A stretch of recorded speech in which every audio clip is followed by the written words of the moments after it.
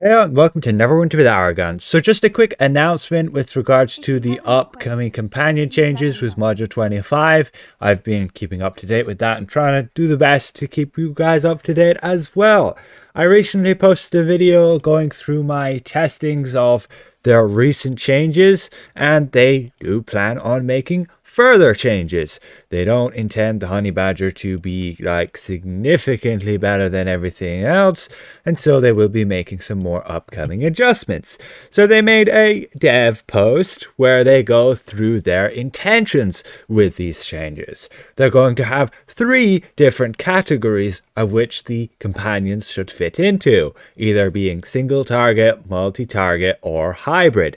This is with regards to the companions that are intended to be dealing damage. You're going to have utility companions that are going to provide some healing and some buffs, and I assume those don't really fit into these 3 categories. Not sure. Maybe they just throw them in with hybrid as well. But we can read through the details here, and yeah, they've made some more internal changes, and so a lot of companion changes should be going to the preview server at some point this week. And we'll of course go and test them out and see what has changed with regards to this kind of setup here with these top nearly 20 companions. And if they state that that is going to be their finalized state of those companions, if we don't see any major outliers, then I can probably go and finally test out the other 100 or so that we still have to catch up on, to test out, see if there's anything sneaky there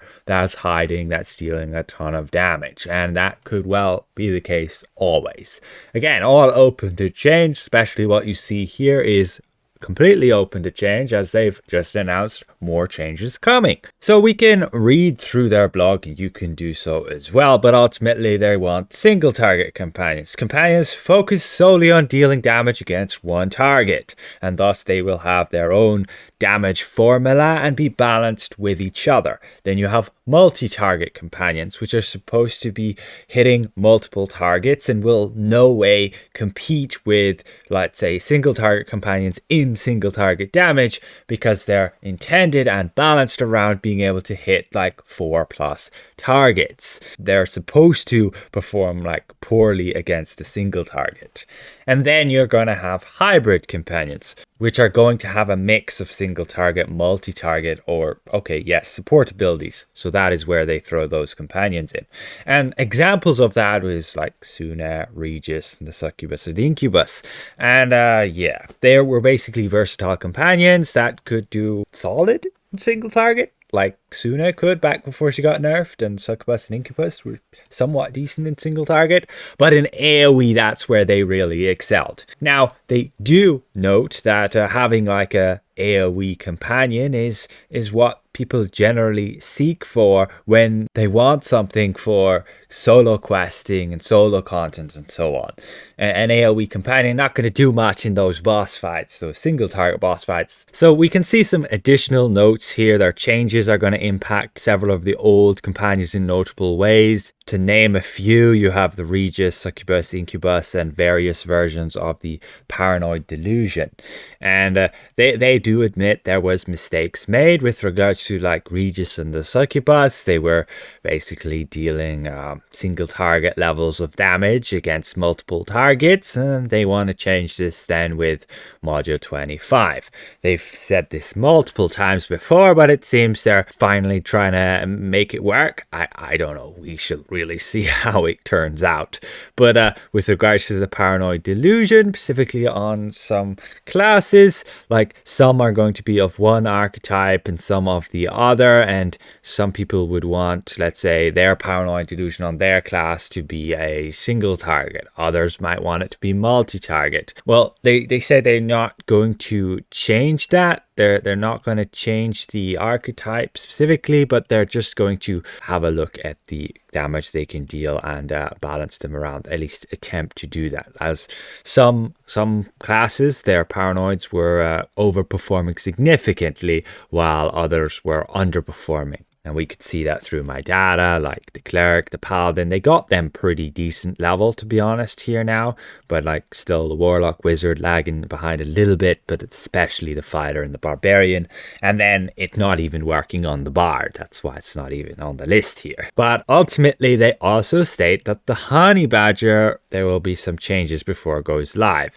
They want it to be a solid single target companion, but its ability that increases its damage at high health has already been revised internally, so that will be changed moving to the previous server, and they wanted to clean up some bugs and rebalance it. So yes, it shall not be on the top by this far, unfortunately. Like if you saw my recent video, I showed data how it was pretty broken in the new trial with regards to it dealing like a ton of damage in single target, like the amount it could do in an artifact call, 2.6 million on one hit. Not saying that it might not still be able to do that, but overall its DPS will most likely go down and be put more in line with, I assume, these guys. Yeah, the 40,000 mark is probably where they want to hit it. But again, that's speculation.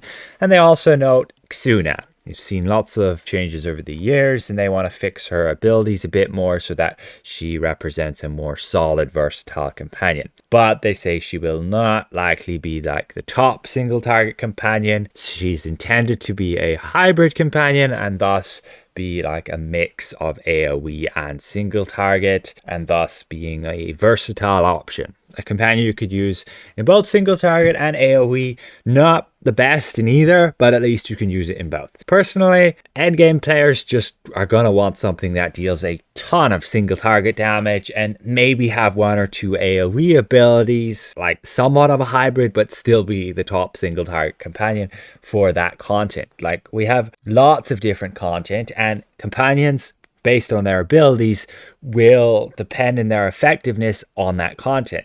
For example, if you're running something where like the honey badger would take a lot of damage all the time and couldn't be healed to full health, then its damage would suffer due to its ability basically only giving it that much damage when it's at full health. And then of course you're going to have companions that have a bit of AoE, and if you have a fight with some AoE, then you might want that companion to get that extra damage. Or you might even have fights where you have some AoE, like in this fight right here, we had those gelatinous cubes spawning in. And if you don't actually want them killed and have a companion that's gonna go and kill them, then you might not want to run that companion there, even though it might be the best. Or back in Tower of the Mad Mage, you didn't want to run with a Githyanki and have the ice next to it because it would just destroy the ice before the hypothermia. Anyway, just an announcement, a heads up on the dev note just here with regards to companion changes upcoming. This is a forum thread, of course. You can go leave your feedback below. It's the official companion balance changes feedback blog, with the original post being here. And you can read through all that, people's comments as well, and leave your own opinions as well. I don't know. I personally think striker companions are always going to be a risky investment. I don't think they're always going to be one that's best in slot for all the time. Like, you have one that'll be really good, and they can always come out with another one when they feel like it. They can nerf it when they feel like it. And ultimately, they're incentivized to make money off this game. They're incentivized to have people buy new companions, upgrade new companions all the time. So if you're in the striker category of trying to min-max with regards to an active companion, well, expect things to change throughout the modules all the time. They always do this. So if you're a person who is a bit skint, who doesn't have a lot to spend on a companion, especially if you're still upgrading your character, then don't. Focus on these bonuses first. Once you get those bonuses you need for your class, then go and upgrade other things like enchantments, insignias, these things that are going to remain a bit more like fixed, right? Their bonus is going to be there, and it's going to give you that bonus, and it's not likely to change as often as a striker companion. So yeah, striker companions, always a risky investment, so play safe. Massive thank you again to all of these channel members for their continued support,